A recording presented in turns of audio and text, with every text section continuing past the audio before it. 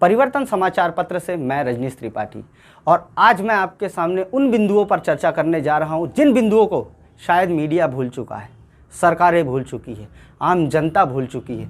आखिर ऐसा क्यों होता है कि जब हमारे ऊपर विपदाएं आती है तो ही हम जागृत होते हैं और कुछ समय बाद भूल जाते हैं। आज हम बात करेंगे काला बाजारी की, कि आखिर ये काला बाजारी है क्या, कहाँ से शुरू हुई, कैसे शुरू हुई। हमारे देश में एक रेमडेसिविर नाम की दवाई आती है जिसने कईयों का जीवन बर्बाद करके रख दिया, और आज भी उसकी वजह से कई परिवार इतने मुश्किल में हैं कि समझ पाना बहुत ही मुश्किल है। आखिर यह घटनाक्रम हुआ क्यों? क्या किसी ने इस बिंदुओं पर गौर करने की कोशिश की? यह घटनाक्रम इसलिए हुआ क्योंकि कई बड़े बड़े अस्पतालों द्वारा उस कंपनी का स्टॉकिस्ट बना गया। अब जब स्टॉकिस्ट बना गया तो क्या कभी ने सोचा, या किसी ने भी ऐसा सोचा कि जब हम अस्पतालों में गए, हमारे इलाज के लिए रेमडेसिविर का प्रस्ताव दिया गया, लेकिन क्या कभी गौर किया कि किसी भी डॉक्टर ने रेमडेसिविर को लेकर यह बताया हो, या किसी अस्पताल ने यह बताया हो कि इतने तरह की रेमडेसिविर है, आपको कौन सी लगानी? बिल्कुल नहीं। कई जगहों पर तो केवल सिर्फ इतना हुआ कि स्टॉकिस्ट होने की वजह से हेट्रो की रेमडेसिविर दे दी गई। आखिर ऐसा क्यों? अब इल्ज़ाम लगा काला बाजारी का, नकली इंजेक्शन बेचने का, लेकिन क्या सरकार ने और लोगों ने या पुलिस ने यह ध्यान दिया कि आखिर यह घटनाएं हुई क्यों? इन घटनाओं के पीछे मकसद क्या था? अब चलिए मैं एक छोटी सी कहानी आपके सामने शेयर करता हूँ। मान लीजिए कि आज मैं हूँ और मेरा एक दोस्त है, या आप समझिए कि आप ही मेरे दोस्त हैं। अब मेरे साथ एक ऐसी स्थिति पैदा होती है, मेरी माँ हॉस्पिटल में भर्ती होती है, मेरा परिवार खतरे में है, मेरी माँ की जान बचना बहुत मुश्किल है। अब जब चूंकि सबको पता है कि रेमडेसिविर अवेलेबल है ही नहीं, तो दवाई मिलेगी कहाँ से? जब यह चीज़ अवेलेबल ही नहीं है तो कौन थे वो डॉक्टर जिन्होंने लगातार दबाव बनाया कि इस दवा को लाइए वरना हम कुछ नहीं कर सकते? क्या इसके बारे में बात करना आवश्यक नहीं था? क्या डॉक्टरों को यह जानना आवश्यक नहीं था कि यह दवाई जब है ही नहीं तो आएगी कहाँ से? तो आखिर इस तरह का दबाव परिवारों के ऊपर क्यों बनाया गया? इस तरह का दबाव मेरे ऊपर बनाया जाए।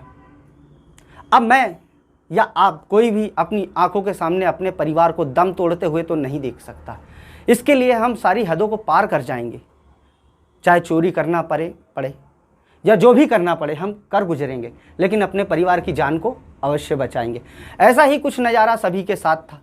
इस दौरान मैं फ़ोन लगाता हूँ अपने मित्रों को और सभी दोस्तों को कि यार कुछ भी कर लो, मेरी माँ को बचा लो, मेरे पिताजी को बचा लो, मेरे परिवार को बचा लो। तो क्या आप या मेरा खास दोस्त जो वर्षों से मेरे लिए जान देने को तैयार है, वो मेरे लिए इंजेक्शन की व्यवस्था नहीं करेगा? बिल्कुल करेगा। और सोशल मीडिया पर लगातार इस तरह के मैसेजेस वायरल हो रहे थे कि अगर किसी को रेमडेसिविर चाहिए तो हमसे संपर्क करें। और हो भी क्यों ना, क्योंकि कई ड्राइवर, कई डॉक्टरों के ड्राइवर और कई कुछ लोग ऐसे सामने आए जो रेमडेसिविर बेचते हुए पकड़ाए। तो यह घटना आखिर हुई क्यों? क्या इसके पीछे प्री प्लान था? अब सोचने वाली बात यह है कि क्या मैं मरते हुए देखूं, ऐसी घटनाएं होते देखूं, लगातार लोग मरते जा रहे हैं। मुझे सांसों का गणित समझ में नहीं आ रहा कि कितने समय में ये लोग मरेंगे। तो क्या मरते हुए देखना चाहिए था मुझे, या मेरे उस दोस्त को मरते हुए देखना चाहिए था?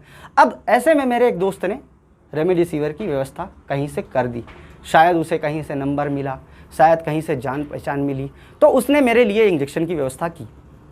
अब होता यूँ है कि वो इंजेक्शन मिल जाता है और मेरी माँ भी बच जाती है और मेरा परिवार सकुशल हो जाता है।